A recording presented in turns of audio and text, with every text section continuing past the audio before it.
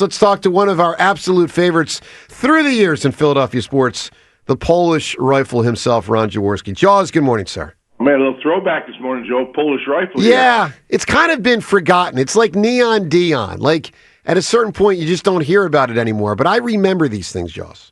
You're brilliant, Joe. You're brilliant. Well, thank you. And say that more often and tell the listeners don't feed him. Who think Jaws, I'm a, don't feed him. Wait till you, James, wait till you hear what LaShawn said about me this weekend. I got to get to that also. Do I have to? Yeah, because I couldn't believe it. It was quite nice. It really was. Oh, man. All right, so Jaws, obviously tremendous victory against Oakland in the way they just took them out. I mean, they didn't beat the 94 49ers, but they dismantled a bad team. What impressed you the most about how the Eagles dismantled the Raiders that you think bodes well for the future?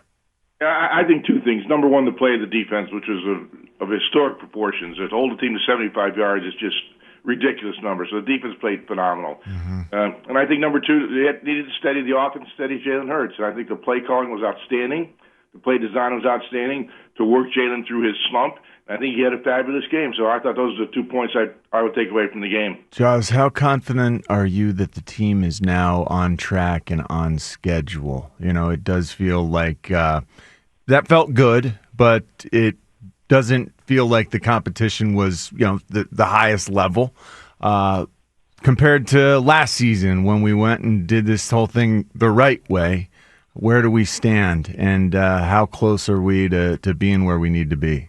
I think the good thing is, John, the Eagles worked through the slump. And losing 3 games in a row is uncommon for this football team. And they lost 3 in a row, and you wonder, where they are mentally. We know physically some guys are banged up. We need to get Lane back.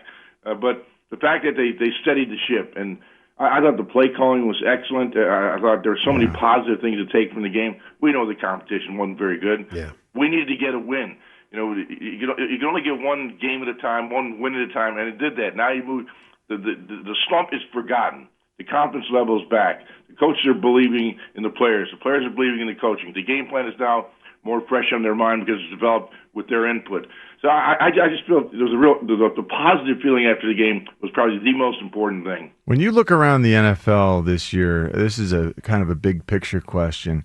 Does it feel to you like defenses have sort of taken a step forward in front of the offenses? Like some of the defensively minded head coaches around the league, their teams are starting to have some more success.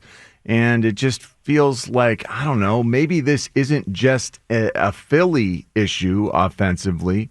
Maybe you look around the league and the defenses really are making it harder for everyone. I think what defenses are now doing is making you work the football down the field. They're not giving up explosive plays. And offenses now are aware of that, and they're taking the checkdowns. They're taking the short passes. I mean, just look at the Eagles game as well. I mean, Jalen gets 2 touchdown passes. The ball was thrown 10 feet. Right. Yeah. So, those are high percentage throws. That's what the league is evolving to. Get the ball to scat backs in space. But when you get your shot, when you get a blitz, when you get a one-on-one, then you take your shot down the field. And I think, it's turning into a little bit more old-school football. We're seeing more multiple tight end offense. We're seeing power running game. We're actually, John, you'll love this, seeing a fullback in the game at times. Yeah. So that was kind of a dinosaur for the last few years. But I think teams are now getting back to a physical brand of football. And, this time of year when the weather becomes a factor, you better bring your running game or you're going to get your butt kicked. So I think you better start polishing up that running game because the inclement weather and the cold temperatures make it hard to throw the football. A big part of what the Rams are doing with such success is they got 3 tight ends. They're going with 3 tight end packages, and, essentially one of those is a fullback, like a move type guy. 47 rushing attempts for us in this last game, Jaws. Is the running game back? Should we feel confident that we're where we need to be? It's better. I'm not going to say it's all the way back, and I'm going to base it on defense that probably only had one legitimate NFL starter, and that's Max Crosby. It was a putrid defense. We were able to handle them. It could have been worse. It could have been worse than 31-0. But maybe I'm looking at it in a negative way. I should turn it into a positive. We did control the football. We did dominate the line of scrimmage. It's an NFL team. It's not a good team, but you still dominate them the way we did. I think The offensive line is coming back. It's not back yet. We know, we know what this team's about. The heartbeat of this team is the offensive and defensive line. If those two parts of the engine are working, we're going to win. We're going to win playoff games and could go back to the Super Bowl. If we struggle in the offensive line, if we struggle in the defensive line, we're going to have a tough time doing it. Although I would say on defense, the linebackers played phenomenal. And Kobe Dean and Zach Bond were phenomenal against the Raiders. Tremendous. Jaws, let's do one more on the offense, and then we'll get to the D. So, Sure. I often think of you when Jalen runs, because while I am on the conservative side with Jalen running, I don't want to see him run too often. You're on the ultra-conservative. Knowing that he ran more but got dinged up, what's your reaction to that? And when is it time to unleash Jalen Hurts as a runner? I'm not for quarterbacks running the football. I mean, there are times you have to call runs. There's no question. There's zone reads and all those RPOs. There's a time and a place. Obviously, they were good against the Raiders, but they're going to play against better defensive teams that are schooled better and coached better and respond to the RPOs a lot better. I just don't believe you want to put your quarterback in harm's way. He's too valuable. Now, you talk Jalen, we know how valuable he is, but you look around the league, any team that's been in the playoffs, you need to protect your quarterback. If you go to your backup quarterback, you've just diminished any chance you have of winning the Super Bowl. I'm not big for putting the quarterback in harm's way, although Jalen certainly is a guy that can make plays with his legs. I don't like to see a lot of these designed runs. Jaws, tell me if this statement is accurate. The Eagles' defense is Super Bowl worthy. This thing's going to come down to whether the offense does its job. Is that fair? That's legit. That's legitimate. I think this defense is starting to mold itself into a Vic Fangio defense. We had one tough game against Chicago. That was about the only game that we stubbed our toe. But you're starting to see these younger guys starting to play better, and the older guys playing better as well. So when Brandon Graham comes in and plays 6 snaps and he gets 2 sacks, it tells you something right then and there. So I think the defense it could be really dominant.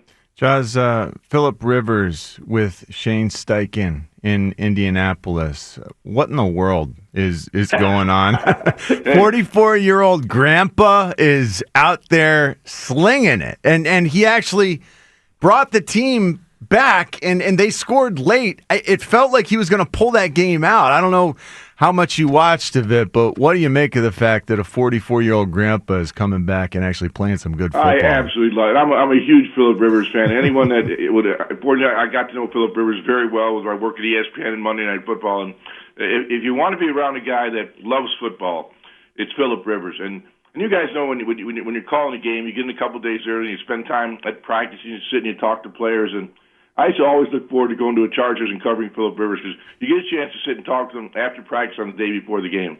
And most players come in there, they're twiddling their thumbs. They want to get the hell out of there as fast as they can. It's boring. They don't want to do it. But Phillip Rivers, you can sit there for hours. Wow. You got to kick him out of the meeting room because he just wants to talk ball. Wow. The guy is passionate about the game. And even when he retired, he went and coaches his high school football team. I mean, the guy loves football. He's got a little kid enthusiasm for the game, and I love that part of Phillip. And you're right. He played phenomenal, considering he's been out for 5 years to go in there against a good defensive team and play like he did. Did you expect? I mean, I didn't expect anything close to what I saw, and it's just going to get better from here. I don't know if that's going to be enough. I don't think he's the future. No. Right, but So, still Joe, very impressive. Let's talk about the future of this league from an NFC standpoint in a month.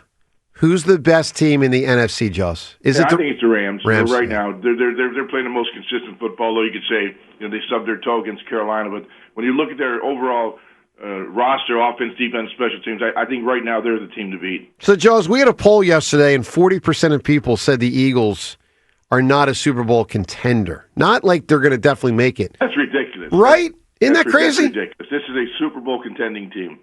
It's going to be a little more difficult. At least it looks like right now we're going to have to go on the road. But there's 3 games left.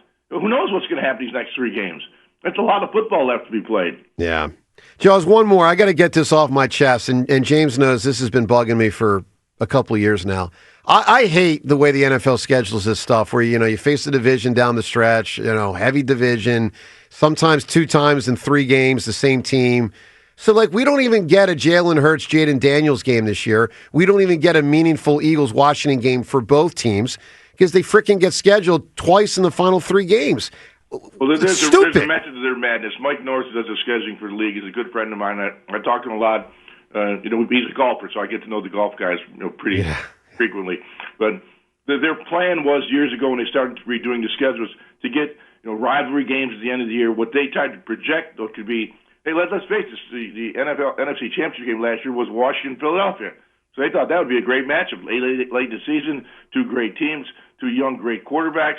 This would be a great marquee matchup. It didn't turn out that way. There's no crystal ball when you look at the NFL schedule, and then you start looking at injuries because you never could predict injuries.